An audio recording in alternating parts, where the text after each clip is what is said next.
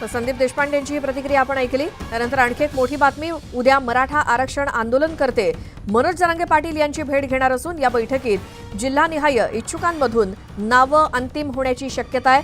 विधानसभा निवडणुकीसाठी आमचे उमेदवार निवडीचं काम सुरू आहे। कोणत्या मतदारसंघात उमेदवार उभे करायचे यावरती देखील सध्या काम सुरू असल्याचं जरांगेंनी सांगितलं।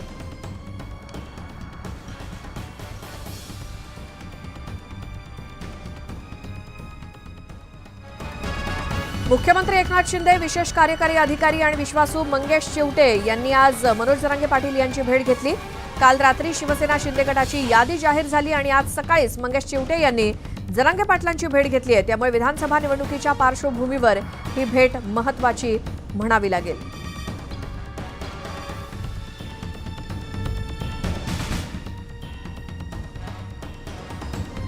आणखी एक मोठी बातमी, चक्रव्यूह रचून माझा अभिमन्यू करून राजकीय अंत करण्याचा प्रयत्न सुरू आहे असा आरोप धनंजय मुंडेंनी केला। मला पाडण्यासाठी अनेकांनी देव पाण्यात ठेवलेत, बहिणीला संपवलं, आता भावाची बारी असं काहींना वाटतंय, पण ना बहीण संपत असते ना भाऊ संपत असतो अशी टीका धनंजय मुंडेंनी शरद पवारांच्या राष्ट्रवादी पक्षावरती केली आहे। परळीतील जनसंवाद मेळाव्यात ते बोलत होते, त्यावेळी त्यांनी जोरदार हल्लाबोल केला।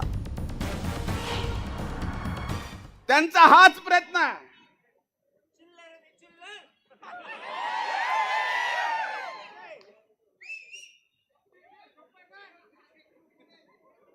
की अभिमन्यूसारखं याला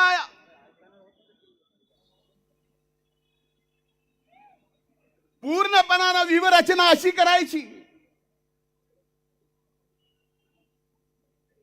की अभिमन्यूचा जसा अंत झाला तसा माझा राजकीय अस्त व्हावा। पण जे कोण करतंय त्याला धनंजयचा नावाचा अर्थ माहित नाही। यानंतर आणखी एक मोठी बातमी, नाशिक जिल्ह्यातील नांदगाव मतदारसंघ महायुतीतील शिंदेंच्या शिवसेनेकडे गेलाय। या मतदारसंघातून विद्यमान आमदार सुहास कांदे यांना उमेदवारी जाहीर झाली आहे, तर याच मतदारसंघात समीर भुजबळ देखील इच्छुक आहेत। समीर भुजबळ यांना उमेदवारी न मिळाल्यामुळे ते अपक्ष लढण्याच्या तयारीत आहेत। समीर भुजबळ नांदगावमधून निवडणूक लढण्यावरती ठाम आहेत। बंड करायचं असेल तर अगोदर राजीनामा द्या अशी तंबी अजित पवार यांनी दिल्याची सूत्रांकडून माहिती मिळाली आहे। या संदर्भात माहिती घेऊयात, आमचे प्रतिनिधी लक्ष्मण घाटोळ आहेत आपल्यासोबत। लक्ष्मण, या विशिष्ट मतदारसंघामध्ये काय राजकीय परिस्थिती आता? श्वेता, नाशिक जिल्ह्यातील नांदगाव मतदारसंघ जो आहे तो शिंदेंच्या शिवसेनेकडे आहे आणि त्या ठिकाणी सुहास कांदे जे आहेत ते त्या ठिकाणी विद्यमान आमदार आहे। गेल्या 5 वर्षांपासून सुहास कांदे त्यांच्या मतदारसंघात अतिशय चांगल्या पद्धतीनं काम करत आहे अशा प्रकारचं त्या स्थानिकांचं जरी म्हणणं असलं तरी त्या ठिकाणी समीर भुजबळ यांनी देखील उमेदवारी करावी अशा प्रकारची मागणी त्या ठिकाणच्या स्थानिक नागरिकांची होती आणि त्यानंतर समीर भुजबळ यांनी त्या नांदगाव मतदारसंघातून उमेदवारी करायला तयारी जी आहे ती सुरू केली। मात्र या सगळ्यामुळे महायुतीमध्ये आता वाद निर्माण झाल्याचं आपल्याला पाहायला मिळते, कारण समीर भुजबळ यांनी सुरुवातीला राष्ट्रवादी काँग्रेस पक्ष अजित पवार गटाकडे या जागेसाठी मागणी केली, मात्र ही जागा महायुतीमध्ये शिंदेंच्या शिवसेनेकडे असल्याचं स्पष्ट जे आहे ते राष्ट्रवादी काँग्रेस पक्ष अजित पवार गटानं समीर भुजबळ यांना सांगितलं। मात्र त्यानंतर देखील समीर भुजबळ त्या मतदारसंघातून उमेदवारी करण्यासाठी आग्रही आहे। आता समीर भुजबळ या मतदारसंघातून उमेदवारी करण्यासाठी आग्रही नेमके का आहे, तर त्याचं कारण असं आहे की या मतदारसंघामध्ये समीर भुजबळ यांचे बंधू आणि छगन भुजबळ यांचे पुत्र पंकज भुजबळ त्या ठिकाणी आमदार होते आणि त्याच पंकज भुजबळ यांना पराभूत करून सुहास कांदे जे आहेत ते त्या ठिकाणी आमदार झालेले होते आणि त्याच सुहास कांदेंचा वचपा काढण्यासाठी समीर भुजबळ मैदानात उतरत आहे आणि सुहास कांदेंना पराभूत करण्यासाठीची व्यूहरचना जी आहे ती भुजबळ कुटुंबियांकडून आखली जाते। यासाठी समीर भुजबळ यांच्याकडनं जोरदार तयारी केली जाते। त्यांचा वाढदिवसाचा कार्यक्रम असेल आणि त्यानंतर काही महत्त्वाचे कार्यक्रम जे असे आहेत ते देखील समीर भुजबळांनी गेल्या महिन्याभरापूर्वी त्याच मतदारसंघामध्ये घेतलेले होते। त्यामुळे आता नाशिकचा जो नांदगाव मतदारसंघ आहे तो राजकीयदृष्ट्या हाय व्होल्टेज पॉलिटिकल ड्रामाने रंगणार असल्याचं चित्र जे आहे ते पाहायला मिळते। सुहास कांदे यावर कुठल्याही प्रकारची प्रतिक्रिया द्यायला तयार नाही आहे। मात्र काही दिवसांपूर्वी सुहास कांदे यांनी न्यूज 18 लोकमतशी बोलताना असं सांगितलेलं होतं की समीर भुजबळच काय तर स्वतः छगन भुजबळ यांनी माझ्यासमोर येऊन उमेदवारी करावी, त्यांना देखील मी या मतदारसंघात धूळ चारेल अशा प्रकारचं प्रति आव्हान जे आहे ते सुहास कांदे यांनी दिलेलं होतं आणि त्यानंतर हा वाद जो आहे तो विकोपाला गेला आणि त्यानंतर आता समीर भुजबळ देखील मागे हटायला तयार नाही आहे। समीर भुजबळ म्हणताय कुठल्याही परिस्थितीमध्ये आपण या मतदारसंघातून उमेदवारी करू, वेळप्रसंगी आपण अपक्ष या मतदारसंघातून उमेदवारी करू। छगन भुजबळ यांचा उद्या उमेदवारी अर्ज भरला जाणार आहे आणि त्यानंतर बहुतेक समीर भुजबळ नांदगाव मतदारसंघाबाबत आपली स्पष्ट भूमिका जी आहे बिलकुल. लक्ष्मण, धन्यवाद या सगळ्या माहितीसाठी. यावेळेला आणखी एक बातमी येते ती म्हणजे गुलाबराव पाटलांनी पुन्हा एकदा गुलाबराव देवकरांवरती सडकून टीका केली. माझ्या विरोधात उमेदवार ठरला असून तुतारीवरती असो किंवा मशालीवर असो, माझ्या विरोधातील उमेदवार गुलाबराव देवकरच असतील असं पाटलांनी स्पष्ट केलं. दरम्यान माझं गणित चुकत नाही, मात्र तुम्ही चुकू नका असं आवाहन त्यांनी कार्यकर्त्यांना केलंय. माझ्या विरोधात ठाकरे गटाकडून 3 इच्छुक होते, मात्र त्यांना मातोश्रीवर गेट आऊट केल्याचा टोला देखील गुलाबराव पाटलांनी लगावला.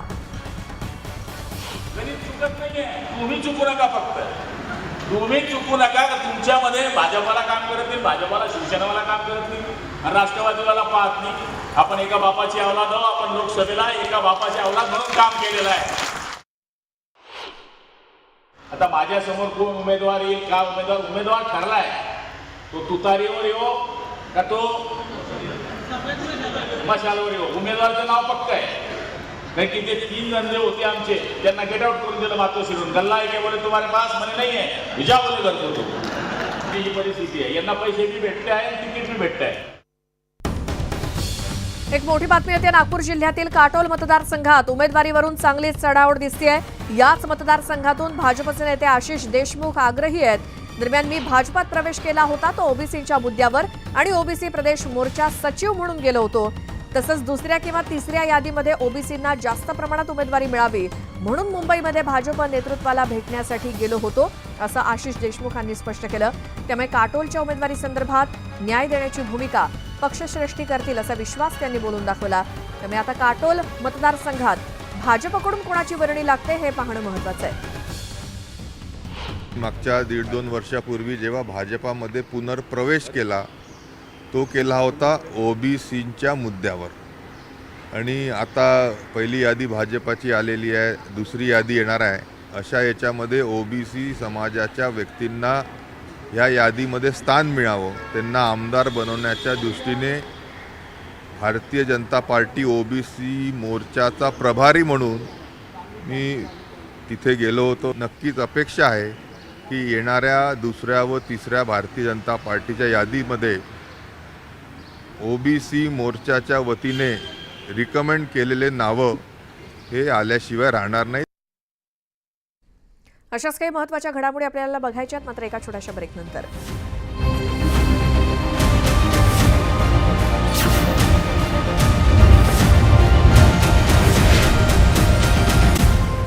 मुख्यमंत्री शिंदे आज गुवाहाटी दौऱ्यावर आहेत. उमेदवारी जाहीर झाल्यानंतर ते कामाख्या मंदिरात जाऊन दर्शन घेणार आहेत.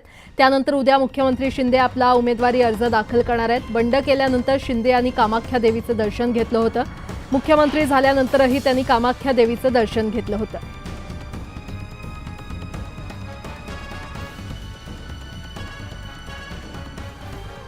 आणि या संदर्भात अधिक माहिती देत आहेत आमच्या प्रतिनिधी थेट गुवाहाटीवरून प्रीती प्रियदर्शनी आपल्यासोबत जोडल्या गेलेले आहेत. प्रीती, महाराष्ट्र के मुख्यमंत्री एकनाथ शिंदे अभी गुवाहाटी आने वाले हैं, कामाख्या देवी के दर्शन लेने वाले हैं, क्या अपडेट? जी हाँ, कल रात को 3 बजे वो आके गुवाहाटी पहुंचे हैं. हमने देखा था कि 2022 में भी जब उन्होंने यहाँ पे वो आए थे, यहाँ उनके साथ साथ बहुत सारे नेताओं को लेके आए थे. रेडिशन ब्लू में वो बहुत दिनों तक रह के अपना सरकार बनाने के लिए वो वापस चले गए थे.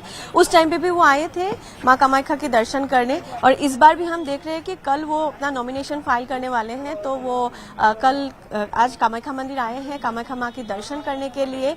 जितना हमको मालूम पड़ा है वो हमेशा ही कामाख्या माँ की आशीर्वाद लेके अपने चुनावी कामों में आगे बढ़ना चाहते हैं. इसीलिए वो आज यहाँ पे दर्शन करने के लिए आए हैं. कितने टाइम तक वो कितने समय तक यहाँ पे रहेंगे, कितने बजे वापस जाएंगे, वो अभी हालांकि हमको मालूम नहीं है. लेकिन अभी ये पता चला है कि 11:30 बजे वो कामाख्या दर्शन के लिए आने वाले हैं. और उसी के लिए सारा इंतजाम, सिक्योरिटी बहुत टाइट रखी गई है ताकि कोई, क्योंकि चुनाव है और कल वो नॉमिनेशन फाइल करने वाले हैं, इसीलिए ध्यान रखा गया है कि सिक्योरिटी पूरा टाइट रहे. किसी भी अनजान लोगों को वहां अंदर जाने नहीं दिया जा रहा है ताकि उनकी सिक्योरिटी के ऊपर पूरा नजर रखा जाए. और थोड़ी देर में ही वो यहाँ पे आएंगे और माँ कामाख्या के दर्शन करेंगे. हमने देखा है 2022 में भी वो माँ कामाख्या के दर्शन लेके अपना सरकार गठन किए थे वहां पे महाराष्ट्र में. अब भी हमने देखा है कि क्योंकि इलेक्शन है, चुनाव है वहां पे महाराष्ट्र में, इस बार भी वो अपने नॉमिनेशन फाइल करने से एक दिन पहले माँ कामाख्या आए हैं माँ कामाख्या के दर्शन और उनकी पूजा करने के लिए. बरं